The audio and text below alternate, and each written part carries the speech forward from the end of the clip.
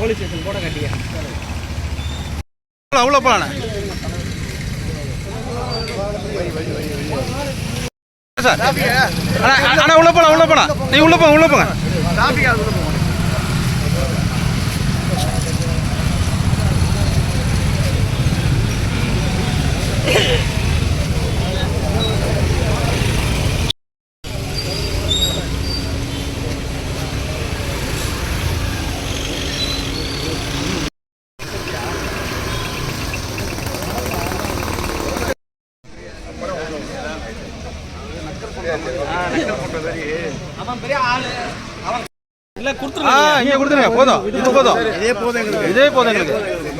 வணக்கம்.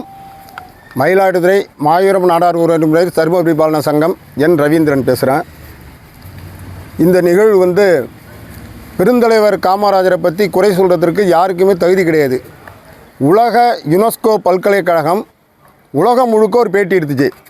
அதில் பெருந்தலைவர் காமராஜர் தான் இருக்கிறதுலேயே சிறப்பான தலைவர், சிறப்பான ஆட்சி நடத்தியார்னு அவங்க கருத்து சொல்லியிருக்கிறாங்க. இந்த விவரங்களை தெரிஞ்சும் தெரியாமல் இல்லை, வேணும்னு சில பேர் ஏற்கனவே திருச்சி சிவா அது மாதிரி தப்பாக பேசியிருந்தார் காமராஜரை பற்றி. அது சம்மந்தமாக ஒரு ஆர்ப்பாட்டம் நடத்தணும். அடுத்தது இப்போ முக்தார் முகமதுங்கிறவர் காமராஜர் வயசில் பாதி வயசு கூட இருக்காது. அவர் காமராஜர் எப்படி ஆட்சி புரிஞ்சார்னு கூட அவருக்கு தெரிஞ்சிருக்காது. அவன் பிறந்திருக்கே ஆள் ஒரு தவறான தகவல். என்ன தகவல்னு கேட்டிங்கன்னா, சிவகாசியில் நாடார்கள் கள்ள நோட்டு அடித்தாங்க, விருதுநகரில் கலப்பட வியாபாரம் பண்ணினாங்க, இதுக்கு பெருந்தலைவர் காமராஜர் உறுதுணையாக இருந்தார். இந்த விஷயம் தெரிஞ்ச நேரு காமராஜரை பதவி விலக சொல்லிவிட்டு பக்தவச்சலத்துக்கு பதவி கொடுத்தாரு அப்படிங்கிற ஒரு தவறான தகவலை சொல்லியிருக்காரு. ஆமாம், முக்தார் சம்மந்தம் இல்லாமல் பெருந்தலைவர் காமராஜரை மிக கேவலமாக பேசியிருக்காரு. நாடார்களுக்காக கள்ள நோட்டு அடிக்கிறதுக்கு உதவி பண்ணாருங்கிறாரு. இது எல்லா சின்ன பிள்ளைங்களுக்கும் தெரியும். அந்த மாதிரி ஒரு தவறு பண்ணலை.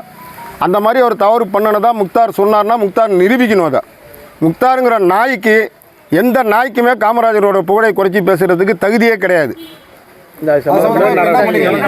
அவர் மேலே சட்டப்படி இப்போ நிரூபிக்கணும். ஒரு கள்ள நோட்டு அடித்தாங்கன்னா யார்கிட்ட கொடுத்தாங்க என்னன்னு முக்தார் முகமது நிரூபிக்கணும்.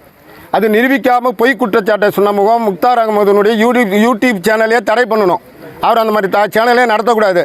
அவர் மேலே தமிழ்நாடு முழுக்க எல்லா உறவுமுறையிலையும் கம்ப்ளைண்ட் போயிட்டே இருக்குது. அவர் மேலே கடுமையான நடவடிக்கை மயிலாடுதுறை உறவுமுறை சார்பாக காவல்துறை கண்காணிப்பாளரிடம் பெட்டிஷன் கொடுத்துருக்கோம். அவங்க நடவடிக்கை எடுத்து அவர் சேனலையும் தடை பண்ணணும், அவரையும் கைது பண்ணணும்னு கேட்டுக்கொள்கிறோம்.